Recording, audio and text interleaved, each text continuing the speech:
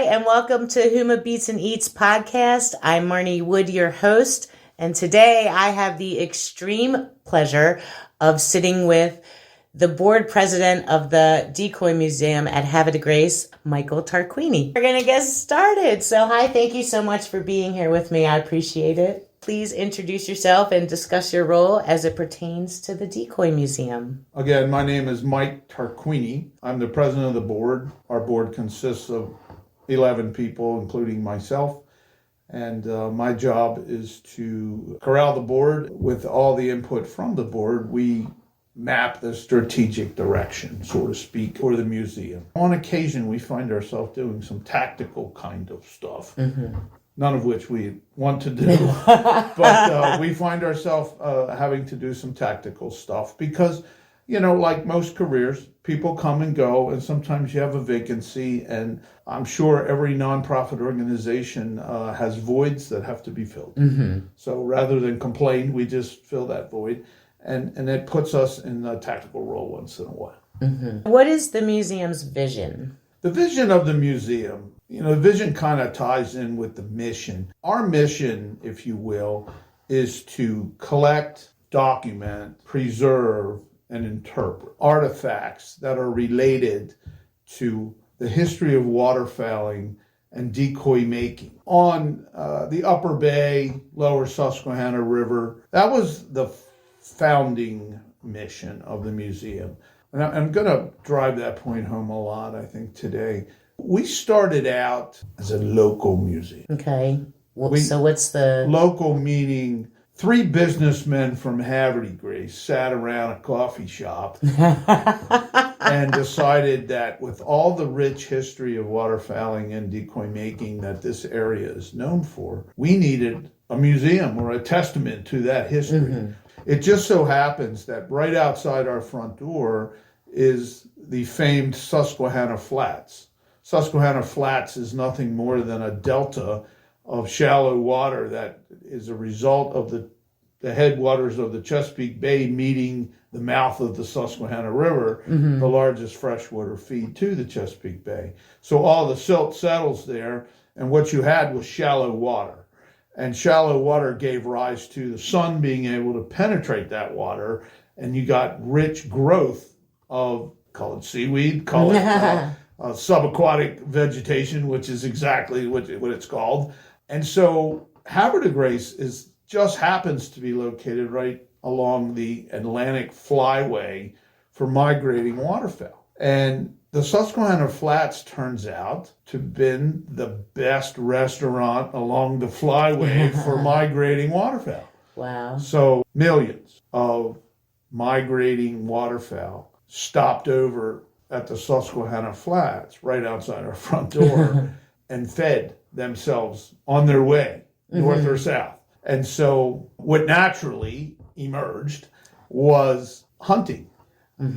Okay? Now, at first, hunting was for subsistence. People did it to eat. And then there was a period called market hunting.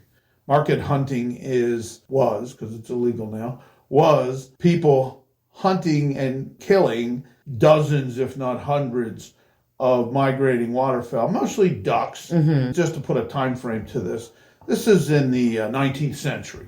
So maybe around 1850s, 60s, you know, going right up to the turn of the century, the hunters would kill large numbers of migrating waterfowl and sell them. They sell them to restaurants? At first it was just locally, because you have to think about the time frame I just said. The time frame, they couldn't zip it on a plane and send it somewhere. They put it on ice. They put it on a horse and carriage and sent it somewhere. So that limited where you could go with it. Now, real quick, what kind of waterfowl besides ducks? Like, what else? There were mostly ducks, but today you see a lot of migrating geese. You see swan, you see snow geese. You're not allowed to kill swan. Mostly ducks, and of course there are several species of ducks. Most notably, the canvasback duck, which turns out to be the king of ducks. It is the best table fare of all ducks. So, a very key development in our history was the emergence of the railroads. When the railroads emerged, we could now expand the reach of what got killed on the Susquehanna Flats. A person could have hunted something in the morning, say this morning, on the Susquehanna Flats, packed it in ice, put it on a train, and it could have been served tomorrow night. Could be served tomorrow night in New York City in a restaurant or Point South. And that was big. That's a big deal. That turned this into a very large industry with hundreds of ducks being killed and sent elsewhere. It became a market. And so then people who wanted to get into market gunning or market hunting, they all showed up here in this part of the state. And so you had an enormous number of hunters out on that body of water. Now, what was needed for that hunting were decoys. So the communities surrounding the Susquehanna Flat, most notably Havre de Grace, also Charlestown in Cecil County, and Perryville and Northeast also in Cecil County. In Harford County, it was pretty much only Havre de Grace, because we're the only part of Harford County that touches the Susquehanna Flats. Decoy making became one of the largest cottage industries, what people did at home. So dozens of decoy makers emerged. And so our vision, if you will, back to your original question, is to celebrate, document, and preserve and share with future generations. Why is that so important for Havre de Grace? It's important because it's our story to tell. You will not go to Illinois and Chicago and visit a museum who will tell you about hunting the Susquehanna Flats. Right. It's our story to tell. So that museum had to be in Havre de Grace. Yeah. There's no alternative. I mean, it would not be in a Baltimore museum. Just like Havre de Grace probably wouldn't be a museum for trains. Right. Okay? So our vision initially was to be a local museum, but that's changing. And maybe we'll talk about that when we get a little further down the list. It'll make more sense when we get down there. But our vision and mission are actually in flux right now. We're changing in a very positive way. 2026 represents the 40th year of operation of the Havre de Grace Decoy Museum. 40 years is quite a feat for any business, let alone a nonprofit. And it started in 1986, for those of you who are a little struggling with math. Yeah, the idea was conceived by these businessmen in 1981. So there was a 5-year period where the idea was nurtured, refined, and then the realization that it takes money to open a museum. And then the first realization was that 3 businessmen didn't know much about decoys. Can you name the 3 businessmen? Yeah. Please? Alan Fair, local realtor. Alan is currently 92 years old. Wow. Mitchell Shank, who was the grandson of R. Madison Mitchell, who was probably the most prolific decoy maker in Havre de Grace's history. And then Donald Asher, who was a local businessman. Donald was a part of an initial conversation, but Mitch Shank and Alan Fair did the heavy lifting. And once they figured out that they needed some technical assistance, let's call it, they engaged Jimmy Pierce, who was a well-known decoy maker in the area. Jimmy started making decoys late 40s, 1948-ish. Jimmy is also 92 years old today. Both Jimmy and Alan are still living, and so is Mitch Shank, although Jimmy and Alan are 92 this year. But still very active in the museum. If we hold an event here today, they'll be here. Oh, that's awesome. Where did decoy making start? And do you know, like, the history of decoy making itself? Oh, well, decoy making, believe this or not, is linked all the way back to like 400 BC. Oh, wow. Natives of North America. It was found in archaeological digs, I guess. I'm not an archaeologist, but a place in Nevada called the Lovelock cave. They dated very crude decoys back to natives of the area. Wow. And they were certainly not carved out of wood and painted with all the paints, because none of that stuff had been developed.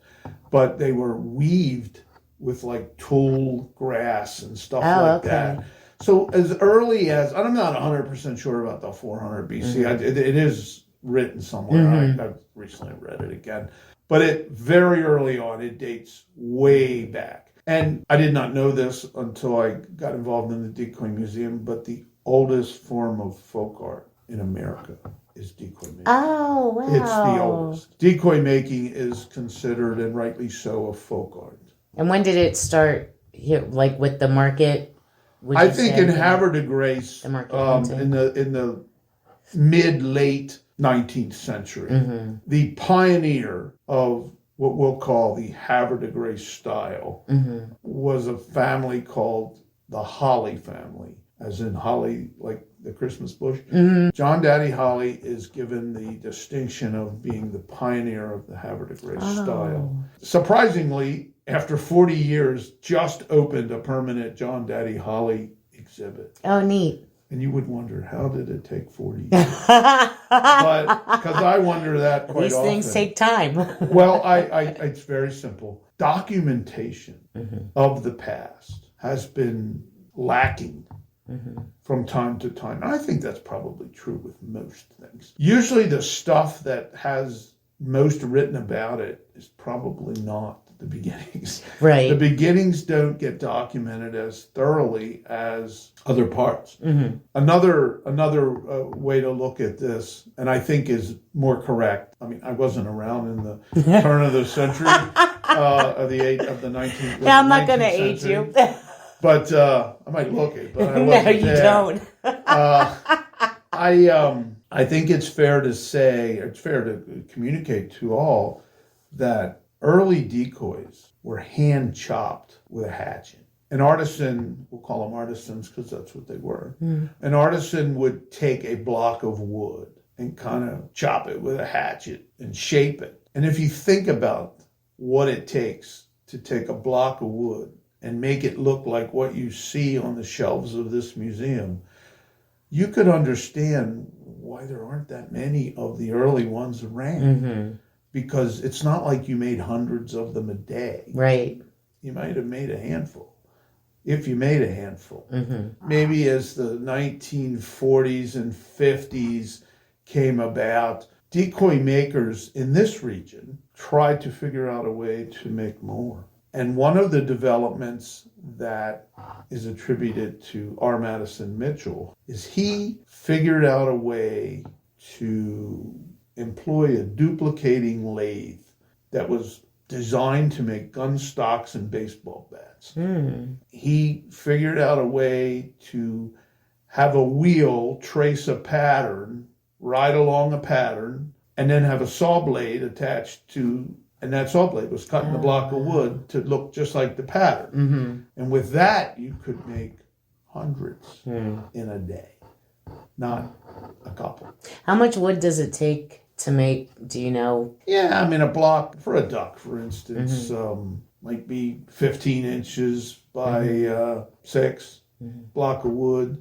But back in the early days, they had various sizes of pieces of wood. They didn't go to the sawmill and get this fresh white pine or nice softwood. I was going to ask today. if it's different types of woods or they're wood you can use. Well, if you think about it, use. when you're hand chopping, you probably aren't making them out of oak, right? Hardwood, you're making them out of softer wood. And white pines, cedar. And then also think about where your destination is for them is in the water. Right. So cedar was always a good choice. Initially decoys were designed to lure waterfowl. Today they're designed to lure collectors. Right. Okay. Yep. So when you're on everybody's mantles. When you're not throwing them in the water, it becomes less important that they become cedar and can withstand all the rigorous parts of being in the water for long periods of time. Woods like basswood and paulownia wood are being used now because they're soft, they're malleable, they're easy to form and shape. Largely, even though you turn decoys on a lathe, there's still a lot of hand tools used to finish them before they get painted and put on a shelf or even used in hunting. So, again, I'm going to keep going back to the vision thing. The vision was, as you can tell, this was a fairly complicated form of art that required a great deal of hands-on, I don't want to call it sculpturing, but essentially sculpturing. Sure. A block of wood and turning it into initially a piece of useful hunting gear. So today, a beautiful collectible. As you might imagine, there's a rich tradition of that not every town in America, let alone the world, can boast, is something that this town is known for. And I say this quite often, usually as I'm critiquing something that seems to be held in higher esteem than the Decoy Museum and collecting, is if you Google the city of Havre de Grace to find out about this little town, you will find there's only a handful of things that make this town very famous. One, it had a prominent role in the War of 1812. The British burned the city of Havre de Grace as it was looking in the upper bay for Principio Ironworks, which was making munitions that were bombing the British. They happened on Havre de Grace and said, well, we'll burn it down on the way. It's not what we're looking for, but we're going to take them out anyway. The second thing it's known for is hunting on the Susquehanna Flats and the decoy making that accompanied that. Another thing that it's known for, and I think it opened in 1912, closed in around 1950, 52, early 50s. Havre de Grace was home to one of the most famous thoroughbred horse racing tracks. In fact, we had a Kentucky Derby precursor race here. It was called the Chesapeake Stakes. And famous horses like Citation ran here. Citation ran in the Chesapeake Stakes in 1948 and lost. Went on to win the Triple Crown. So the Chesapeake Stakes was a very discriminating race. But Havre de Grace Racetrack was closed in the mid-50s, and all of the rights of betting and whatnot were transferred to Pimlico. In which is now home of the Preakness Stakes, right? Yeah. So Havre de Grace was very prominent. As a matter of fact, those of you who have ever seen the movie The Sting, Robert Redford says in The Sting, the results are in from Havre de Grace for the 9th race. So it was back in that time frame. We were a household name for horse racing. And of course, being on the bay, we were a waterman's town, hunting, fishing, crabbing, that kind of stuff. So it was a year-round what the water could bring you. Just to give you an idea of how the city started to grow, when the railroads emerged and market hunting became a real deal, ice houses popped up all over the place, because what did you need to do to preserve the ducks? When you were shipping them longer distance by rail, is you had to ice them down. So when they got to New York City, they weren't spoiled. So you're going to find a tremendous number of ice houses popped up all along the Chesapeake Bay, especially in this upper bay. Again, it's our story to tell. So a simple question that most people would ask is, how does the little town of Havre de Grace, back then less than 12,000 people, have a decoy museum that tells such a, is this just some local story that nobody else deals with? But no, it's our story to tell. And that's why it's here. And you look out the front door, and that was the playground that the kids played on. And it's very, very interesting story. It is. What was the initial focus, and what were the first exhibits? Initially, the museum was founded to celebrate the role Havre de Grace played, right? So you would imagine it focused on Havre de Grace decoy makers. Not exclusively, but the decoy makers from Havre de Grace. R. Madison Mitchell was still alive at the time this idea was fostered and was formed into reality. And so Mr. Mitchell became a focal point for that. Why? Mr. Mitchell was much more documented in his achievements than were the Holly family.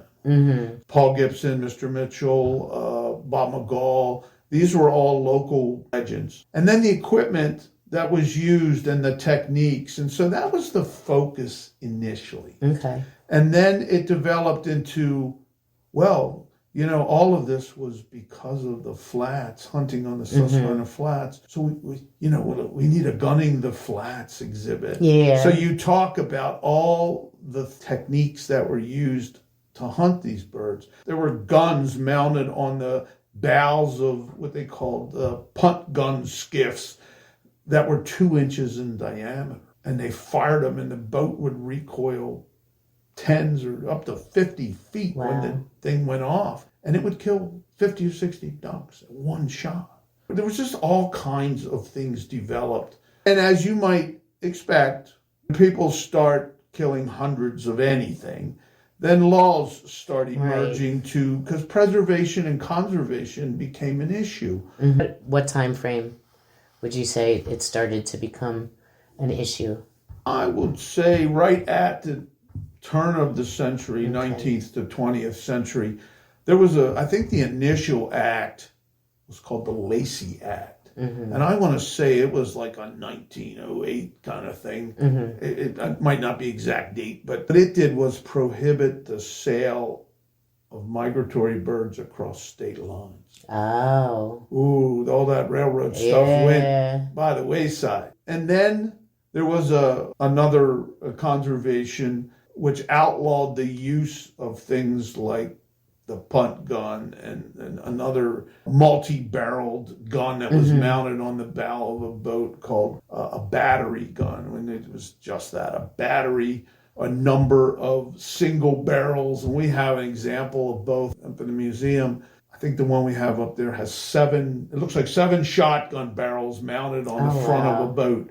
And of course, back then, the ignition mechanisms weren't as complicated as they are today. So they would light some black powder and it would burn and shoot the guns off. The design was to have them all go off at the same time, but the black powder couldn't get to the last barrel fast enough. So it was like boom, boom, boom, boom, boom, All that was outlawed with the second act. And that was probably in the teens, 19 teens, in that area. Human intuition always figures out a way to get past laws, right? Surprising if you go see these guns, because they have a lot of wow factor to them. Like, oh my goodness, somebody shot that. And you got to remember, they weren't held. They looked like a cannon on the front of the boat. The most deadly form of hunting on the Susquehanna Flats was the emergence of the sink box. A sink box, probably, we have a full-size sink box upstairs in the museum. It looked like a coffin that a hunter would lay in. And then it was a flat surface. The only thing that went below the surface was the little box the hunter laid in. And the rest of it floated. It was made of wood. And it had canvas curtains around the exterior. And cast iron decoys were set depending on the weight of a hunter. For instance, if I got into a sink box, I wouldn't have as many cast iron decoys because you were trying to bring it to the surface of the water. Right. So it could not be detected by the waterfowl. You would have a lot more cast iron decoys. And they were called sink box decoys. And so that another industry, people would mold these. They would cast these out of cast iron. They weighed 30 pounds a piece. Sink boxes was the most deadly. They were the most deadly form of hunting. Many more waterfowl were killed by means of sink box hunting. Sink boxes were all over the flats. So did the hunter have? What did the hunter have to kill the? We had a shotgun. Oh, okay. He just had a normal shotgun. Now they were probably 10 gauge shotguns back in those days. I mean, you had to hold it. It wasn't a mounted firearm, so you couldn't have a punt gun, for instance. Hundreds of decoys were used around each sink to lure the birds in. I mean, you can see very quickly how this cottage industry of decoy making emerged in Havre de Grace, because all of these people are descending upon this delta of shallow water where birds are just showing up by the millions. And it's a field day. I think it's important we discuss post-1935. Okay. Because in 1935, Well, even prior to that, when they were market hunting, you didn't have an outboard motor on a sink box and get from the shore to your sink box in the middle of the Susquehanna Flat. You had to have service people get you situated. There were boats, actually, they were using bushwhack boats. Bushwhack boat had its own form of hunting, but bushwhack boats were used. They looked like a fancy rowboat. They were used to get the hunter out to the sink box. Sink box was anchored out on the flats. People would get in and it would sink down to the water's level. The birds could not tell it was even there. They were painted gray. They looked like water. They were so deadly, they were outlawed in 1935. Wow. More ducks were killed with sink box hunting than How many seasons? The seasons used to be longer also. So how many seasons did it take for that to happen where it was out? I'm not quite sure. I just know in 1935 is when it ended. Then sport gunning started. Now sport gunning is what is practiced today because it is illegal today. You got the Lacey Act, you got the Bird Conservation Treaty Act, Migratory Bird Act was in the teens, 19 teens, and now you have the outlawing of the sink box. Hunting became sport hunting, just like anyone can go to Walmart now and buy a hunting license. Right. There's all kinds of conservation limits for different species of birds. You almost need a bookkeeper out there when you're hunting to try to figure out, you got this bird flying at you at high speed and you've got to figure out what it is because you only can kill so many. You can imagine that when sport hunting, and even at the tail end of the market gunning, prominent, well-to-do folks were the hunters. Prior to the railroads and mass transportation, so to speak, it was an investment to get here. And once you got here, like say you were in Philadelphia, neighboring city, it's only an hour away by car. But when you were riding a horse or in a buggy, especially if they came from further, you had to be a person of means to be able to take advantage of that. You couldn't be a guy that needed to take off tomorrow to go hunting. Right. You had to be somebody who owned the company and you just went hunting for the week, month, or whatever. So well-to-do folks, people of means, were the first sport hunters. Now, with sport hunting, another industry that cropped up all throughout the Susquehanna Flats were hunting and ducking clubs. Wow. One that still exists today as a restaurant is the Wellwood Club in Charlestown, Maryland. Oh. It used to be called the Wellwood Rod and Gun Club. Sitting presidents used to go there and stay to hunt on the Susquehanna Flats. Most notably, Theodore Roosevelt and Grover Cleveland. Grover Cleveland was such an avid hunter that he commissioned a local decoy, not a Haverty Grace decoy carver, but a local area decoy carver to make him canvasback decoys. And they are still known today as the Cleveland canvasbacks. Okay, it is not entirely clear who was there. There's a lot of documentation was not all that good. If you go to the Wellwood today for dinner in Charlestown, there's a beautiful bald eagle sculpture that Theodore Roosevelt brought and gave to the Wellwood during one of his stays. So it's very steeped in history. Do decoy makers have their own signatures? They do. Much like any artwork, people who are much more skilled than I at identifying decoys can pick up a decoy and say, this is an R. Madison Mitchell, and it looks like it was made probably in the 50s. And they know because there are certain signatures within the paint, within the shape of something. There's actually even emerged a Harford County style and a Cecil County style. Wow. And even though it's subtle, there are differences. Harford County style had an upswept tail, and the head was mounted directly to the top of the breast, where in Cecil County style, it was a paddle tail. It was not upswept, and it was mounted on a shelf.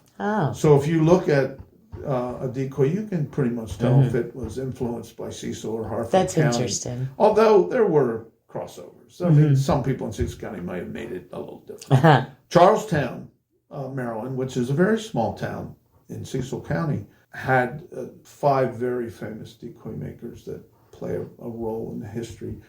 and I won't even try to name them because I'll certainly forget one of them and aggravate somebody. But John Graham is probably the father of the Cecil County style, and he was a Charlestonian, whereas John Daddy Holly would be the Harford County pioneer. So sport gunning is still practiced today, although conservation is in play. I mean, limits are adjusted as... What's the season now? And the seasons are much shorter. I think goose and duck season right now is not much more than over 30-day period, maybe 45 days for ducks. And the limit is one goose. And to tell you the truth, ducks are about as complicated as rockfish. You need an assistant to figure all the rules out because they change. But you're allowed so many of this species and so many of that species, and that's not standard each year. They change it. And I think they look at migratory data and they say, the canvasback migration numbers are down or they're up. So we're going to close the season on this species, but we're going to increase the season on that species. Because unknown, not realized by a lot of people, the pure conservationists think you shouldn't hunt anything. But that is as bad, if not worse, than hunting. Because now you'll be overrun with a particular species and you upset, you will, the natural order. It's like everything, right? Moderation. And then, of course, after the sink buck, I'm going to go to one more hunting form and then we will not talk about more. But once the sink box, leave it to the ingenuity of the hunters. Once the sink box was outlawed in 1935, some locals here in Haverty Grace developed a way of hunting called body booting. Body booting is you. That sounds bad. It's not for the meek. It's not for the faint of heart. I did it. I actually did it as a teenager. Did you? And it's still practiced today. It's not been outlawed. So what is it? Lay it on us. You actually put a dry suit on. Dry is just a figurative of speech. I've never been in a suit that was dry in my life. You put it on, you physically stand in the water. Now, you have to keep in mind that hunting season is in the months of December and January. Okay. This is not a warm weather sport. No. So imagine yourself standing on a windy day in 4 foot of water, waves lapping at your neck. Some days you have to break a little bit of ice to get out of the dock, depending on how cold it's been. And you're standing there for hours among decoys. And there's a certain decoy that's called a stick-up, which is nothing more than a silhouette that has a gun rack built on the back of it. You hammer it into the ground once you're out there, and it swivels. And it's a pipe inside a pipe, and it swivels to allow you to see the approaching waterfowl. And then around you are hundreds of decoys. You're hiding behind this silhouette. It's almost unfair. But it's never been outlawed. And as a youngster, I did participate in that with local folks that I grew up with, many older than I. And it's still practiced today, but it is a very, very successful way to hunt. It's just if you are cold-natured and you don't have the right equipment, you will never go more than once because it's brutal. It can be. It can be brutal. But it was never been outlawed because you're standing on the bottom. It's still practiced today. And that's a short version, believe it or not. That's a short version of what the history is that's being preserved. It's very interesting. You don't even have to like hunting or agree with it to realize that it was a very important thing in this part of the country. But not just this part. There are similar stories. Just go down the East Coast, for instance. There's a barrier island, very famous barrier island right off of Virginia called Cobb Island. Nothing's there now. It's a barrier island. And, I read a pretty extensive book on Cobb Island written by Dr. Lloyd Newberry. I learned in there that the sea giveth and the sea taketh these islands, especially barrier islands. And there was a period of time when the sea was allowing Cobb Island to grow.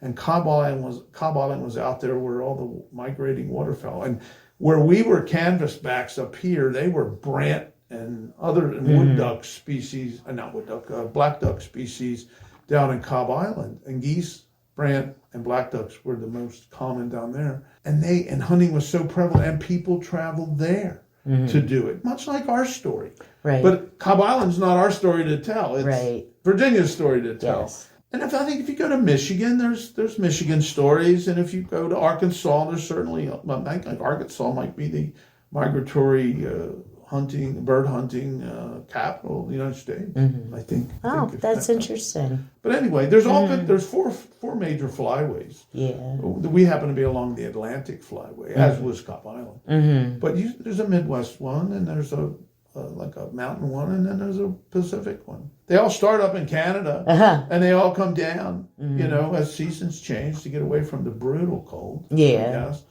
And then they, when it starts warming up here, they, I guess, figure this ain't our thing. And they go back where it's a little cooler. Yeah. So is there any trend or timeline for the decoys to become more than lures? Like when they started to become collector's items, how did that evolve? And I think it has a simple answer.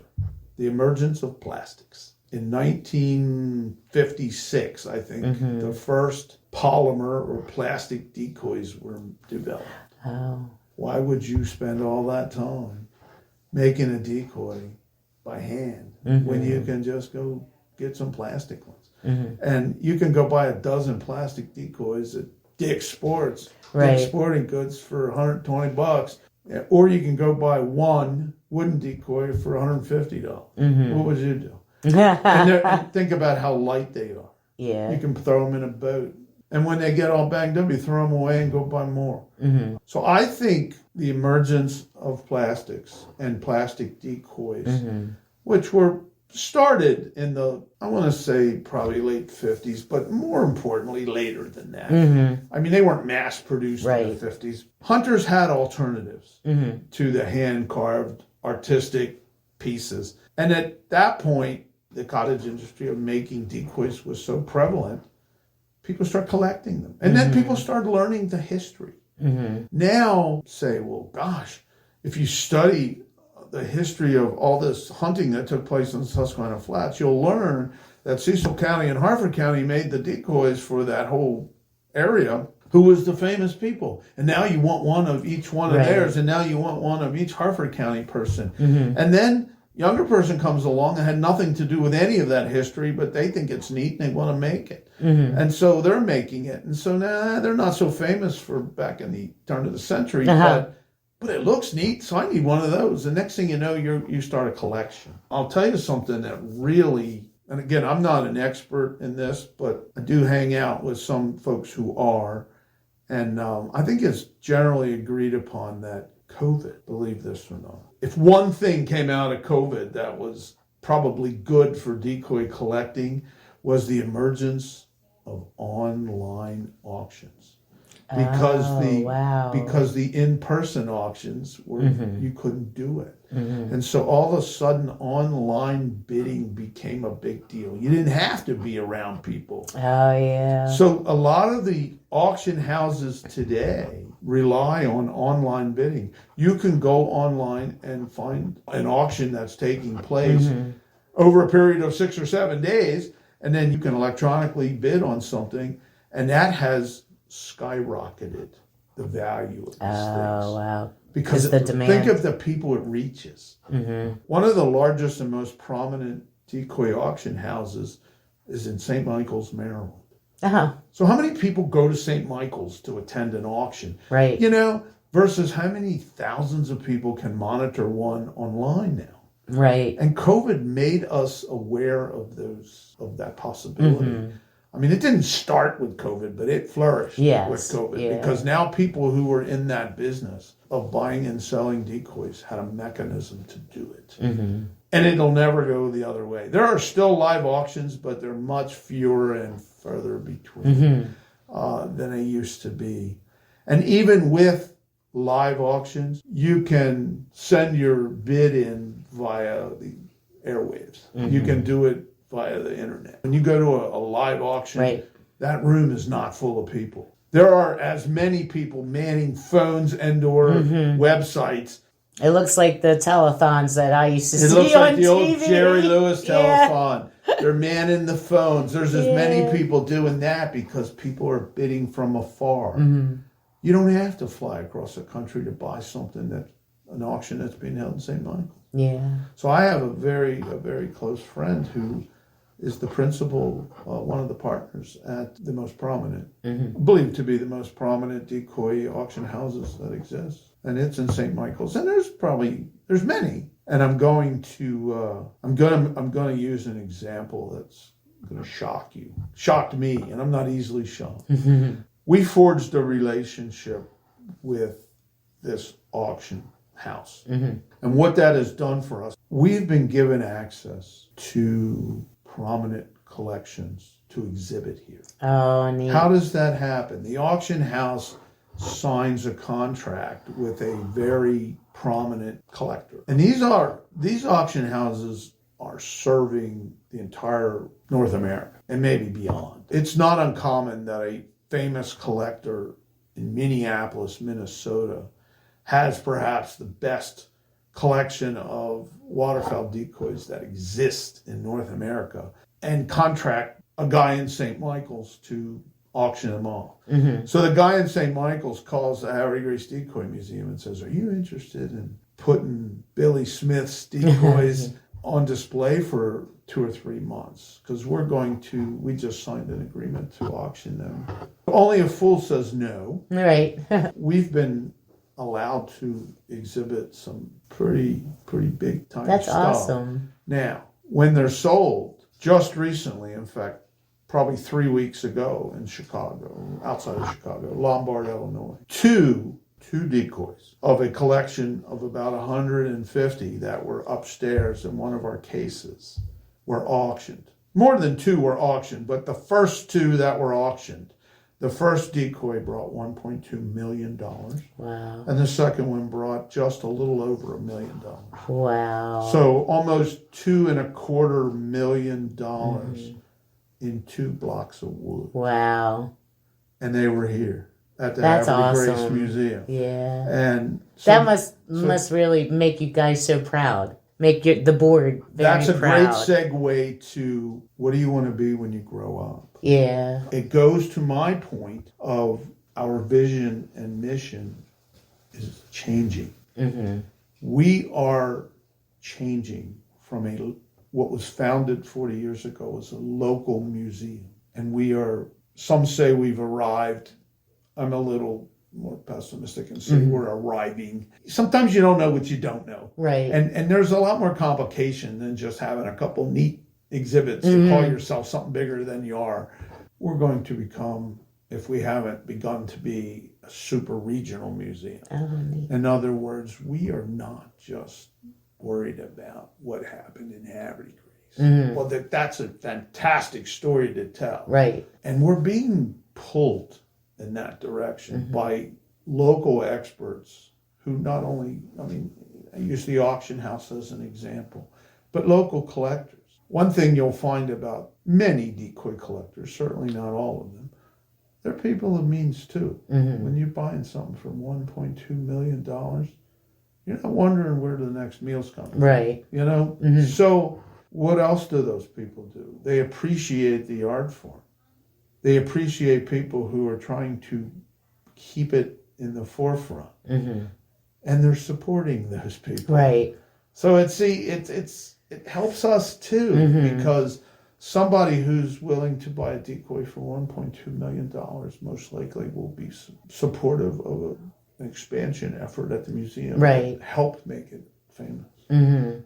How's the museum grown over the years? And if you could talk about the current exhibits, and then what charitable events and fundraisers do you support? I have built a relationship with many of the carvers, many of the collectors, many of the local decoy clubs, which is a segue into where we're going. How do we get where we want to go? We have to increase our service area. Okay? It's not that we don't appreciate the local patronage of Havre de Grace and Harford County, but I think we've exhausted where we're able to go if there are only customers. We have got to put some out-of-state tags on cars in our parking lot. Yeah. And what's the best way to do that? Put something in here they want to see. Mm-hmm. So what's the best way to do that? Go figure out who makes those things and where are they. Well, one thing you'll notice if you're paying any attention to the decoy collecting and carving world is go figure out who does the things you want to do. Mm-hmm. And what you'll learn very quickly is there are a number of decoy collecting clubs all over this country. Okay, so you start with the ones close. I said we were trying to be a super regional, not a national. Mm-hmm. I've had somebody suggest, "Oh, you need to be national." I said, "You need to take a small step. Yes. You take a big step. Yeah. Okay, or you're gonna fall over." That is a big lesson that everybody needs to learn. You gotta learn that. You gotta. You know, I've always been a firm Ease yourself, believer, and yeah. I've said this my entire life. I think the right posture is you need to keep one foot firmly in what you're good at and stretch the other foot as far forward as you can, but don't lose your balance. Right. Because if you try to take a step bigger than you can, what happens? You're going to fall down. Exactly. I mean, it's not any more complicated than that. Mm-hmm. Although many people have written books making it more complicated than that, but it's not any more than that. We have become active in decoy clubs up and down the East Coast. I'm probably personally a member of about 6 or 7. Oh, neat. And I mean, they're very inexpensive to join, like $20, $25 a year. And so what that does is it gives you a place. They all hold a monthly meeting. They all have probably 100 members each. Mm-hmm. So think about it. If you're a member of 7 decoy clubs, you have access to 700 people just by going to the meetings. Right. I mean, if you're a guy in sales trying to sell a product, which we are, right? We're trying to sell a museum as being a super regional museum. I have an easy way to have 700 potential new customers. Right. I'd say any salesperson in the world would accept that as a pretty good outcome. Mm-hmm. Now, decoy clubs are all over the country. And we do have a relationship with the North American Decoy Collectors Club based in Iowa, actually. Okay. And they're working hard to up our profile in the Midwest. Mm-hmm. But they're all over. But to say we're a mainstay in those, I think is overstated. Mm-hmm. East Coast, not so much. There's a East Coast Decoy Collectors Association. It's called the ECDC, so it's East Coast Decoy Collectors Club. Mm-hmm. And it's a club of clubs. So all you do is you go to their event each year. It's held in St. Michael's, Maryland. Mm-hmm. And it's a big frat party. And for 3 or 4 days, you're eating, drinking, and smoking decoys. I mean, that's all you're doing.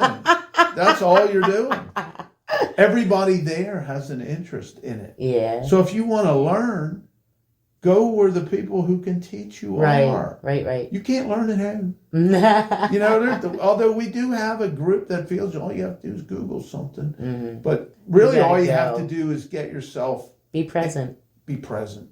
There's so many stories to tell and repeat that the old timers tell. And trust me, if I can tell you one thing the old timers don't do, is write things on the internet. Mm-hmm. Okay? I know. And so they need to. They need to have an old timers club. You're trying to unearth history. Mm-hmm. And the internet probably isn't your source. Mm-mm. You have got to rub noses with people who are 92 years old and understand what they did and why they did it. Right. I'm currently going to go the last of Crisfield, Maryland's decoy makers, original ones, is 88 years old.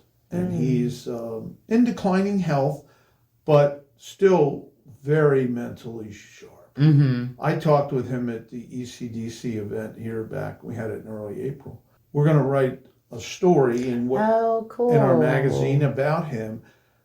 But I don't write stories unless I'm sitting across from somebody. I don't research it online and write a story. Yeah. I have to go there. And so I'm working it out around his rehab schedule. I mean, he's 88 years old, behaving like most people who are 88 years old, And not every day is a day he wants to entertain a visitor. Right.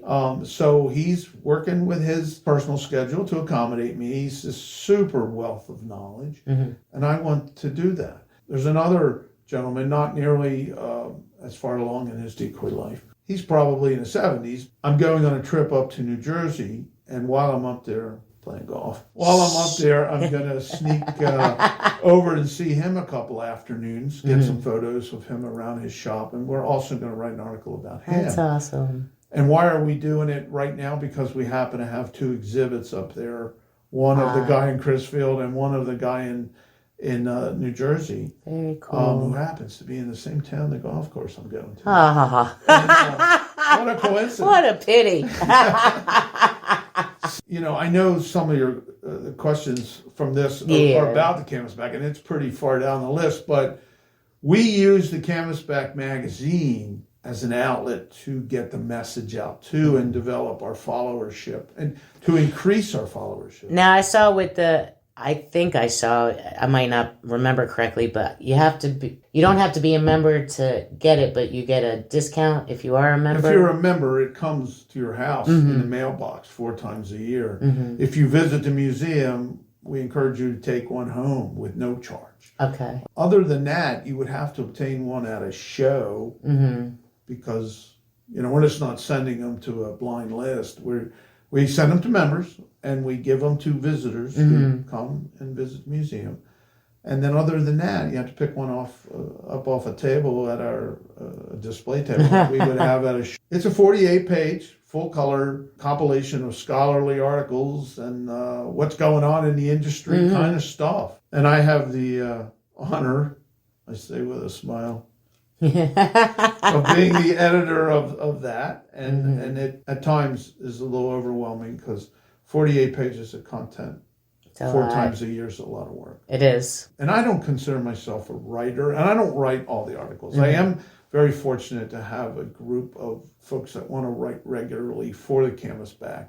But then I do run into times when I'll take the same month off and I got to fill 48 pages. And we also have some really close relationships with some really great photographers. I'll tell you a story that we're about to do. I met a young man at a Decoy show down in Eastern Shore, Virginia, who's from an island called Tangier Island. Have you ever heard of that?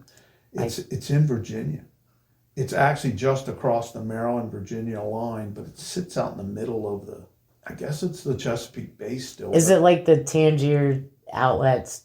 Same? No, Tangier Island has 300 people that live on it. It's tiny. It's a fishing town. I mean, it's an island. I mean, people have to take a 45-minute boat ride to get to the mainland. So this gentleman, he's only 24 years old. He's a photographer, and he's a waterman, and he's the last hunting guide in Tangier Island, him and his dad. And we've become friends from a handful of shows, and he's come for the last 2 years to the Haverty Grace show, and I made him a promise. In fact, we solidified it here a couple weeks ago. I want to do a story on Tangier Island, and he's the last of the hunting from Tangier Island. And him being a photographer, there's magnificent pictures of Tangier Island and the history of Tangier. So I am going to go, and he's going to meet me at Crisfield in his boat, and we're going to take a 45-minute jaunt out to Tangier. We're going to spend the day, and then he's going to bring me back because you can't drive anywhere from Tangier. There's no vehicles on Tangier Island. They're golf carts. And even a fire truck is a golf cart with a little portable pump. It's kind of cute. But I find it interesting that this is another way the museum gives back. Here's a 24-year-old trying to carry on a tradition that's, I don't like to use the word dying, but it's not flourishing. Right. Why wouldn't we do our part? Right. Put him on the cover. Yeah. You know what I mean? Yeah. I mean, we want to encourage the next 24-year-old to do something. Right. You want somebody to see that magazine cover and say, that could be me. Or it's going to be me. Likewise, one of our carvers who had kind of gotten out of it a little bit, and his grandson has picked it up. Oh, He's nice. a Cecil County guy. And so that's brought Grandpa back into it. Yeah. And now he has gone from used to come around a lot and volunteer at the museum to now he wants to do it again. And he just sent me an email not a week ago, saying how much fun he had at the show. His grandson had such a wonderful show, most he's ever sold in his life. And he says, you know what we ought to do? Now, this guy has built models of these punt guns and battery guns. Yeah. He wants to volunteer to go out and reenact that Oh, wow. out in front of the museum, Yeah. and invite people to come Oh, and that's witness awesome. it. Yeah. So you see how one thing builds Mhm. on another, Yeah. and next thing you know, people think you're some kind of genius, but you're really not. You're just paying attention. And you're just making relationships. It's all about relationships. Mm-hmm. We, like every nonprofit should be, if they're not doing it, and I think they all are trying to do it, is we have an aging demographic that founded us 40 years ago. Yeah. If you look at our membership, it's aging. Mm-hmm. So a challenge that Heather and the rest of us have is, how do we get younger people involved so 40 years from now, somebody's sitting in front of a person like you doing the same thing. Yeah. And the way to do it is you've got to cater a little bit. What makes it interesting? How do you bring these people in? Right. And so we're always trying to learn about adjacencies and things like that. I mean, I tell you, a market we don't tap. This is crazy as it sounds. The art market. Really? That is crazy. That's an enormous group of folks, right? Because that's what I was thinking. Like, you would get artists, young artists interested. We need to do more of that. And I mean just more than just flat artists that paint pictures of dogs. I mean, well, I was going to art say, form. like, you could even have, because I know a lot of local places have local artists. So if there's a young decoy maker, they could. Well, Haverty Grace, you may know this, you may not. I mean, I have a benefit of 70 years of hanging out in town. So Haverty Grace is an arts and entertainment city. I think a young one, but an arts and entertainment city. There's a project going on. The same guy who founded the Decoy Museum actually has founded another project called Harmerstown. It's going to be like an artist emporium where you come in, rent a space, and it's where those murals are. Oh, okay. That's going to be Harmerstown. And neat. And if you notice that alley, Grawl Alley, that's a testament to the racetrack that I told you Haverty Grace is famous for. So see, it all ties together. Yeah. So Alan Fair, that's Alan Fair as well. He'll go down in history as paying attention to what's important in the history of Haverty Grace, because everything he's touched. He just announced another new project. Yeah. And he's like 92-year-old, just bundled up with energy. He just purchased a home. You could hit a golf ball between our back door and the house I'm talking about, that had a prominent history, supposedly a documented prominent history in the Underground Railroad. And so he's going to open an Underground Railroad museum. Nice. There. So that's another thing. If you had to pick something other than the horse racing, the hunting, War of 1812, we were a stopover for the Underground Railroad. Crossing the Susquehanna River was very important. Right. And this was a stopover to figure out how to get points north, because you had to cross that river. And that's a couple of mile river. Yeah. It doesn't look like it when you're just looking across it, but it is. It's at least a mile. Back to what I was saying. So to become a super regional museum, you have to bring in people from outside your comfort zone, and you have to bring in stuff that people from those areas want to see. Right. So we work very closely with the Potomac Decoy Collectors Club, the Delmarva Decoy Collectors Club, the New Jersey Decoy Collectors Club, soon to become more active with the Long Island Decoy Collectors Club. There's a Lehigh Valley one, Delaware Valley Collectors Club. I mean, that gives you enough to stay busy right there. Yeah. And you don't even have to go, there's 10 more within 5 hours drive. Yeah. And that's a lot of people. It's a lot. And we get stuff, we get folks from Carolina bringing us exhibits. And that's so nice. That's how you do it. We're starting to bring in people from outside our, a local museum, you probably have a 50-mile radius of service. If you want to be super regional, you can't. You gotta extend that well beyond that. Yeah. You gotta be grabbing people from southern Jersey, southeastern Pennsylvania, northern Virginia, the entire state of Delaware. It's okay that somebody from Knott's Island, North Carolina wants to come too. It's okay, because there's a lot of history. Yeah. There. The Delmarva Peninsula is enormous amount of history in waterfowl hunting and decoy making. So that's our goal. And we're going to get there. It's just we're going to get there with a lot of hard work. Mm-hmm. So what do we do? What are some of the obvious next steps for us? Well, if you tour our museum, you'll find out we have about 15,000 square feet, and we're 20 pounds of peanuts in a 5-pound bag, is what we are. Yeah. And so the obvious next thing is you have to get a little bigger to bring in this stuff. Right. You know, you have to give yourself capability to host. You can't just have one showcase from out of town. Mm-hmm. Right now, we're running regularly 4 20-foot showcases plus from out of the area exhibits. Wow. Constantly on a probably every 5 to 6 month kind of rotation. So you ask, what are the current exhibits up there? The Potomac Decoy Collectors Club is sponsoring an exhibit called Half the Sky. I didn't understand the name quite at first, but they're all hen decoys. They're all female species ducks. Never before exhibited. Wow. Why? The females aren't the ones with color that draw the people. The females are just not bright colored. Right. They're very subdued in color, you know, and so there's probably 80 or there's 88 to be exact, because we had to put a picture of each one of them in a past canvas back.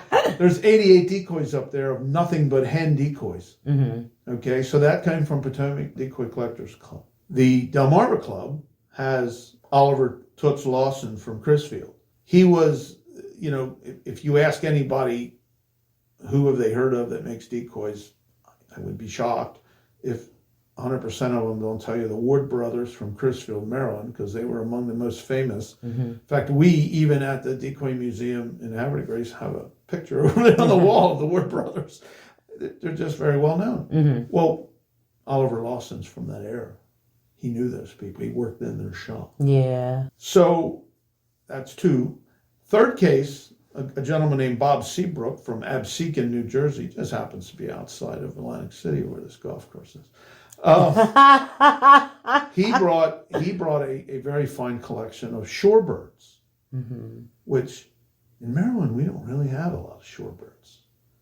Why? Because we don't have a lot of shore. Right. Ocean City. Yeah. And a little bit of Aztec, right? Mm-hmm. And so yes, there's some down there, but up here you're going to find most decoy makers up here don't make shorebird. So that's a wonderful exhibit. Mm-hmm. And then the fourth exhibit, that's we call them temporary exhibits. Each year when we pick an honorary chairman for our show, we showcase them in one of those. Now, they don't have to be a decoy maker. This year's honorary chairman was not a decoy maker. He's a historian. Mm-hmm. And he happens to be the president of the Potomac Decoy Collectors Club. And he's been a volunteer here, and he's had a relationship with us here for over 25 years, probably almost 30 years. And he sits on our board now, actually. We pipe him in via modern day technology. Yeah. We don't make him drive up here he lives in Alexandria, Virginia. So we don't, or Springfield, Virginia. Yeah. We don't ask him to come to a board meeting. He pipes in by Microsoft Teams or Zoom or whatever we use. They are the new temporary exhibit. On top of that, we have permanent exhibits of R. Madison Mitchell, the most prolific decoy maker in Havre de Grace's history. Paul Gibson, another very prominent maker of that time. Bob McGall, another prominent maker of that time. Charlie Joyner from Chestertown, Maryland. So see, they're not all just from Havre de Grace. Right. Charlie Joyner, Chestertown, Harry Jobs, Jimmy Pierce. And if you notice, we have some of the figurines up there of those people in the cases. And they're the perfect likenesses of those folks. Jimmy's the only living person that has a figurine upstairs. He's 92. Wow. And those figurines are absolutely wonderful depictions of the real people, because I knew most of them at some point, and the faces on those figurines really give away the personalities. We were very fortunate. A former Disney employee actually designed those. Oh, wow. And he's long gone too, but we haven't done a figurine in a very long time, because if you think about it, you need an enormous exhibit to put a figurine in. It's a life-size figurine. It's a full body thing. They were also honorary chairman of our show at one point or another. In the early days, we used to get a full collection of whoever was honorary chairman, and then very shortly after starting that, they figured out, you're going to need to build warehouses for this stuff, because a full collection is probably could be 30, 40 pieces of Somebody, what do you do with 44 years of 30 or 40 pieces? Right. Enormous number of things to store. So we need an expansion. We currently have 15,000 square feet. We have a move afoot to add about 12,000 additional square feet, which sounds like a lot, and is a lot, but it's 4,000 on 3 floors.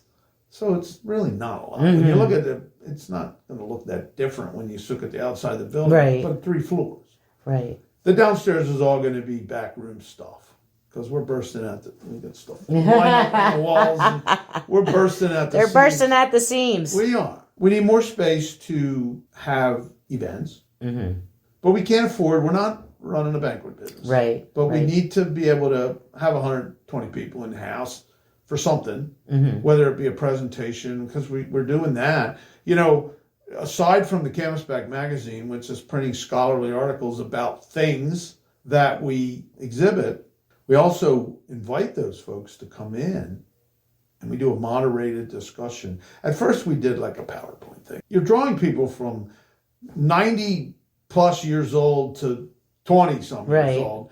And who the heck wants to sit around and watch a PowerPoint slide presentation? Very boring. Not many. So what we determined, what we moved to was like a moderated discussion. You bring in one or more people who are very familiar with your subject, who sit and ask them questions. Like a Q&A. It stimulates the stories that people need to hear. Right. That will never be heard if you don't get them out. I mean, Oliver Lawson, for instance, great guy. I sat in his hotel room at St. Michael's here a month or plus ago and just asked questions. And he was like a wealth of knowledge. You're not going to get that in a PowerPoint presentation. You're going to get a bunch of pictures of ducks he made. Right. We all know he made ducks. Yeah. That's not what you want to. That's not his story. That's not his story. Yeah. Everybody made ducks, or they wouldn't be in a magazine. I'm not going to have a magazine article. I don't make ducks, so they're not going to write one about me. Okay, so in fact, I rarely put pictures of decoys in articles about them. Now, that's not true for all authors. Some authors feel it's all about the decoy. Personally, I usually fuss with the authors saying, could we pare this down a little bit? And they say, no, we got to put them all in there. 88 pictures of that upstairs. So a dear friend who wrote that article, and he is absolutely wonderful writer. But I just thought, I said, it's going to look like our high school yearbooks. All those little pictures. Because you can't make them large. Yeah. God, you'd have to have 150-page magazines. We have these presentations, and they draw 60 to 80 people, depending on time of year, what else is competing with people's time. Right. One thing we've done by design, it's not coincidental, we've hosted people from Tullytown, southeastern Pennsylvania, Tullytown, Pennsylvania, which is a northeast suburb of Philadelphia. We've had guy that did the Cobb Island stuff. We've had carvers from the Jersey area. We tend to bring in the folks from outside. Why? Because we're going to get our local folks, but we want New Jersey plates in the parking lot. Right. You know, and that's how you do it. Yeah. You know, remember what I said earlier? You got to put something in here they want to see. They want to hear. Yeah. As much as I treasure the history of Havre de Grace, it's not as important to others as it is to a guy in Havre de Grace. Right. They take a passing interest. They may not want to hear a 2-hour presentation. They just want to hear the cliff notes. Right. You know? But a Jersey guy, if he knows you're interviewing Bob White, for instance, from Tullytown, Pennsylvania, who identifies with the Jersey Club, they're coming. They want to hear Bob White. Yeah. You know? And the Havre de Grace people want to hear him too.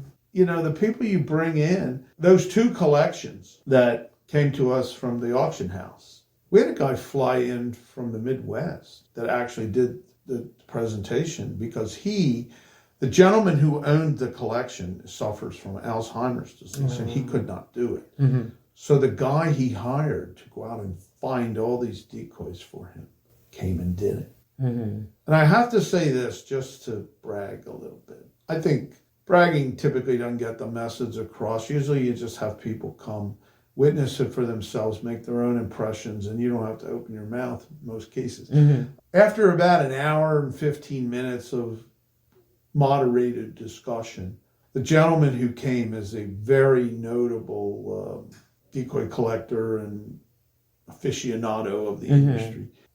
I had made my way to the front of the room to thank him for wrapping up, during the wrap up. And right before I opened my mouth, he said, "Can I just say a couple more things?" And I said, "Sure." And he told the 60 or plus people, I don't forget how many came for that particular one. He said, "I don't know that you guys realize what you have here." He said, "I've been to every decoy museum in this country." Because that's what he does. He's lived his whole life doing that. And he said, "This is by far the best decoy museum in the United States." Wow. He said, "I hadn't been here in a number of years, but it is absolutely, you can tell it was designed by decoy people. Mm-hmm. And it has not emerged into some abstraction in an effort to make it more interesting." Right. So I think what you'll find, everybody's looking for ways to grow. Everybody. Yeah. I mean, if you don't grow, you're dying, right? Right, I mean, exactly. The opposite of growth is death. Mm-hmm. And it's the beginning of the death spiral when you stop growing. What people do is they're latching on to things. I mean, all of us have a tendency to migrate towards what brings in more people. Mm-hmm. I need to sell more tickets. And oftentimes we sell our soul to that. We give away why we were there to begin with. Mm-hmm. And we're trying very hard not to do that. Yeah. And I think that's what that speaker was trying to tell us. Mm-hmm. You guys have stuck with the mission. Yeah. And in fact, as we're changing to a more super regional type of thing, we actually have a committee chaired by that historian that's in Springfield, Virginia, to redevelop. I mean, you have to change. Every once in a while, your mission, you change it. Yeah. It evolves. Mm-hmm. And so they're re-looking at the mission to encompass. Right. So we're not operating outside the mission.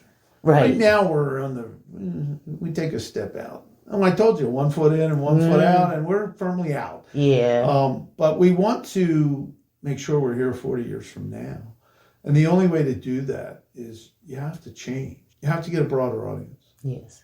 Because our membership, there was a lot of fanfare when the museum was first founded. Everybody bought a honorary or some type of membership for $100. And so now what you find out, you got 600 members, 300 of which haven't been in the building in 20 years.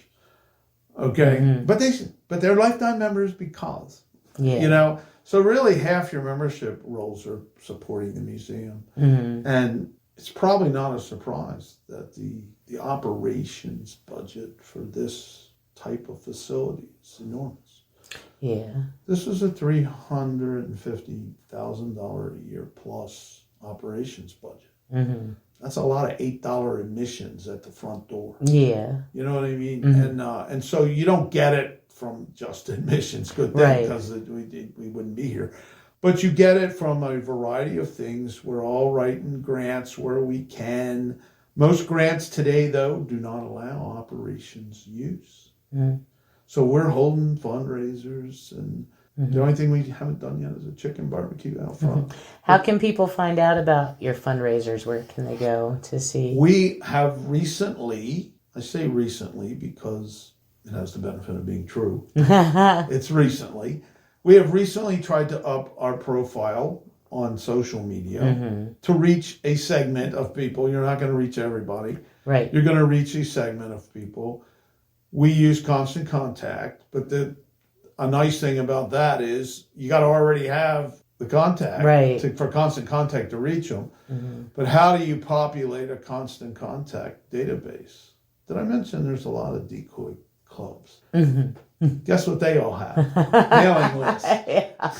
Yeah. Emailing lists. But even then, not all of them share. Our publication gets around. Other than that, if you ask me 3 years ago, I was really on a tirade about this, but I answered my own question after I looked into it. The number one resource that every nonprofit needs is a marketing person. Mm-hmm. And the resource that every nonprofit doesn't have is a marketing person. Right. And the reason for that is you cannot afford to have a marketing person as a standalone thing. You can't. Right. It's a multi-hat operation. You want to go out and find customers in search of what you have to offer. Right. And if you go find the right customers, they'll tell you what to buy, what to make. Yeah. Just like if we go interact with the right people, they'll tell you what your next exhibit ought to be. Mm-hmm. That's like me. I get people who kindly give me suggestions of who I should try to have on my show or who I should try to, because that's what they want to hear. That's what they're interested in. It's not just about me. I once said, sitting in that chair down there at a board meeting, to the president who was sitting in this chair, I once said, I don't know how good I would be at we were talking about succession planning, and I was vice president at the time, and I said, I don't know how good I would ever be about finding the next exhibit. And I just don't have that depth of phone book, Mm-hmm. My address book doesn't allow me to make those calls. What I underestimated was it takes time, and it's always evolving, is when you go out and interact within the industry, your challenge now becomes not what to do as the next exhibit is managing the queue. Mm-hmm. Whereas before you were saying, I could never build a queue. Now it's managing the queue is the challenge. Mm-hmm. There's no shortage because we have exposed ourselves at all levels. It's not just me. Right. There's people. I mean, I have board members and our employees. They're all out touching mm-hmm. the industry. Mm-hmm. No idea is a bad one. The only bad idea is one you don't pursue, mm-hmm. right? Or evaluate. Right. That's a bad idea. Yep. The one you didn't pursue, because that'll probably be the best one. And I still feel that relationships will get you where you want to go. You have to be smart enough to listen to the right people, mm-hmm. and they will guide you. Yeah. As soon as you think you know it all, that's when failure begins. Mm-hmm. That is true. It absolutely does. Yes. It's true in my personal my career, and you just have to realize that there's always somebody out there who knows a little bit more than you. Yeah. And you have to be willing to listen to them, mm-hmm. because they're going to put you in the right place. They might not give you the exact path, but they're going to make you think. Right. Now you're going to apply your skill set to drive that dream. Mm-hmm. That's my simple strategic plan. I just printed out an old strategic plan that I rewrote, I don't know, 5 or 6 years ago that needs upgrading. And it's just one of the things that I need to do. I mean, every organization needs to have a 5-year plan, so to speak.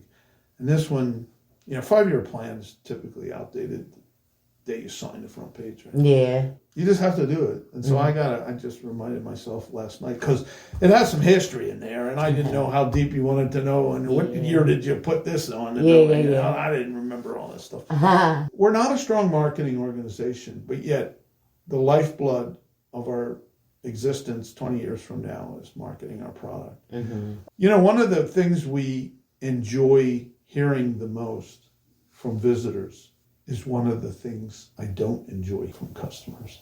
In the same token, the most common thing a customer of our museum says is, I had no idea this place was here. What a wonderful museum. Mm-hmm. Most people smile and say, so-and-so said, and I frown and say, we didn't do a good job of reaching that person. They had to stumble in the front door to have a wonderful experience. We need to tell them how to have a wonderful experience to bring them in the front door. You know what I mean? And so there's where marketing. And as I said, we can't afford to have dedicated resources to it. So what you have to depend on is volunteers come along, and this person has some expertise in that. This person has some. Together you have that. But volunteerism, see, that's the other biggest challenge.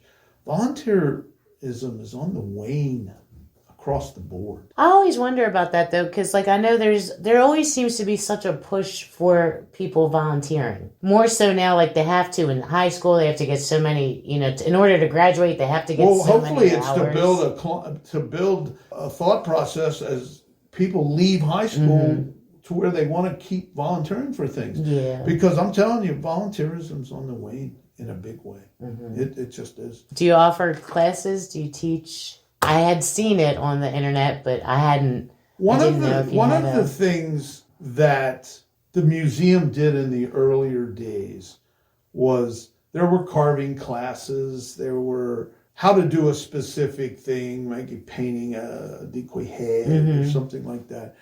I would say we're not doing as much of that as we probably wish we were, because it's my opinion that that would be a mechanism to lure in a new generation. I was just thinking like more hands-on things. And so that requires two things. That requires somebody willing to come teach that class, and then that requires somebody to market that class to youngsters. Yes. We do a series of outreach kind of things. I was an Eagle Scout as a youngster, and so I'm familiar with the scouting program.